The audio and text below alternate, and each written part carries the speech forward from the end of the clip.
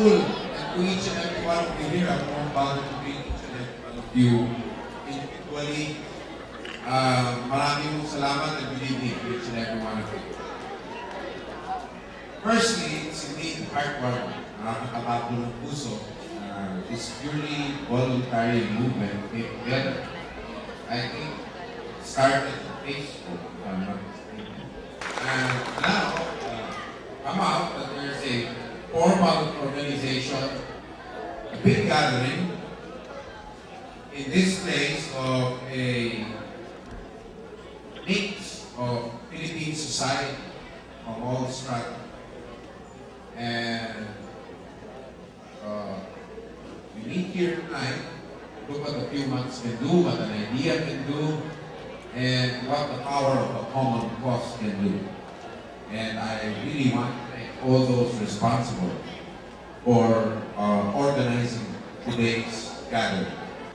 Nakakataba rin po ng puso na makakita ng mga kaibigan at mga bagong mukha na hindi ko man kilala. At dito ho sa mga hindi ko kilala na nandito, pawis, nagpagod na pumunta dito, sa inyo po talaga utang ang responsibilidad na buhat-buhat mo rin.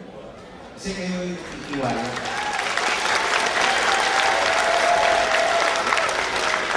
Lalo na sa maraming nagsasabi na malayo daw, mahirap daw, masyadong mataas ang lalabanan, eh pag nandyan mo kayo na hindi nyo ako kilala na nandito kayo, ano ba ikakatama ko?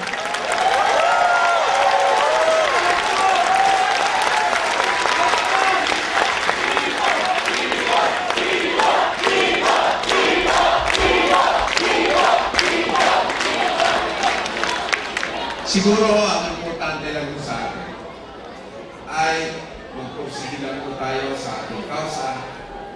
Kahit na anong batikos tanggapin natin, sagutin natin ang positibong mensahe. Alam niyo po kung bakit? Kasi pag negatibo ang kampanya natin, negatibo ang magiging antas ng pagpapalitan ng ideya dito, paano natin mabibigyan ng pag-asa ng ating bansa? Di ba dapat positibo at kasi ang daming trabaho na gagawin? Pagkatapos, makakarinig tayo ng comments na doom to failure, yung mga ganyan, hindi mo pwedeng leader ng bansa ang bumabatikos ng ganyan sa kapwa.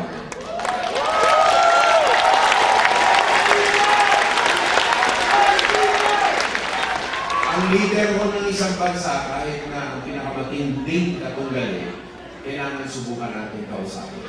Subukan natin yakapin. Pagkat at this point in time, sa Pilipinas, hindi po natin ma-afford na ganyang klaseng hatian ang naharap ng ating bansa. Too much.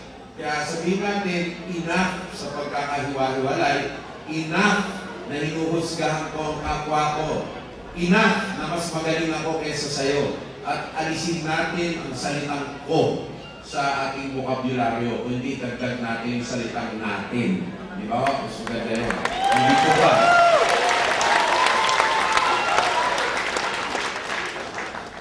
Pagkato, ang pinaka-mahirap din sa isang tao, isang society, ang inaakala mo, alam niyo na lahat. So let's conduct our activities with humility. Let's respect the dignity of each and every one that we come across. If people hurl stones or jeers or insults, don't. Tell them, I hope someday we can be together. Because then you're on the upper hand, you can give the message of positive inputs for the country, you can give hope to the people. That's what you're here for, magbigay ng pag-asa sa tao.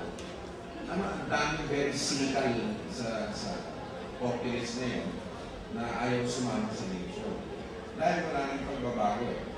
Pero kung ganun lang ang pananaw ko sa buhay, hindi namin sana ako sumama dito. Kasi kung we cannot be agents of change, kung hindi tayo pwedeng maging sangkap ng pagbabago ng lipunan natin. Kalimutan na natin ito, hindi pa ulit-ulit lang mo yun. Katapos ang huling mensahe is, talagang nakakatapa po ng puso. Dito tayo dito. And I never expected, hindi ko po naakala na a movement could create so much momentum in so short a period of time. And I'm sure that no such movement would have been born out of a rotten idea. Diba? Hindi po ba? So, in keeping with that, I pledge on my own naman na hindi yung sinasabi ko ngayon na I will not wage a negative campaign. I will only wage a negative campaign against a single group. Those are terrorists and criminals, but that's a former job. It's not my job now.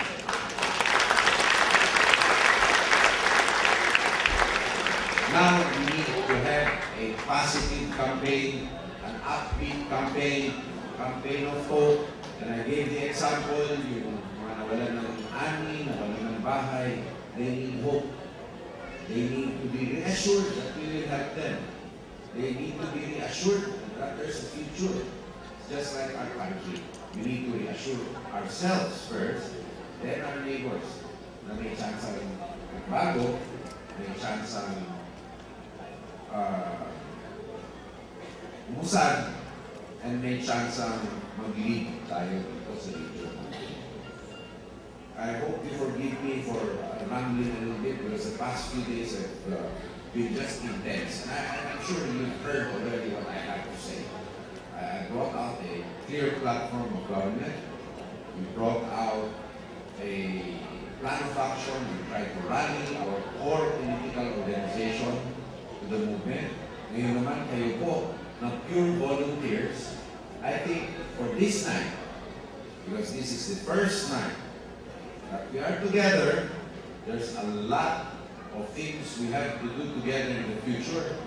There's a lot of tasks that we have to do. So for this first night, let's just get to know each other. Let's get a feel for one another. Let's enjoy the moment. This is the birth of a new movement, and I don't think it is time for a lecture upon the onset of a new movement. So, from the bottom of my heart, myself and my family, lubos ko kami nagpapasalamat sa inyong lahat para sa ngayong gabi. Hindi ko po makakalimutan kahit kailan itong sakripisyo na ginawa nyo magmula po sa lahat ng sulok ng bansa. May mga timating mo. Salamat po sa sakripisyo na ginawa nyo upang makaisa po dito sa movement na po ngayong gabi. At asahan niyo po, hindi kayo mabibigo katulad ng sabi ng mga araw. Hindi po kayo mabibigo.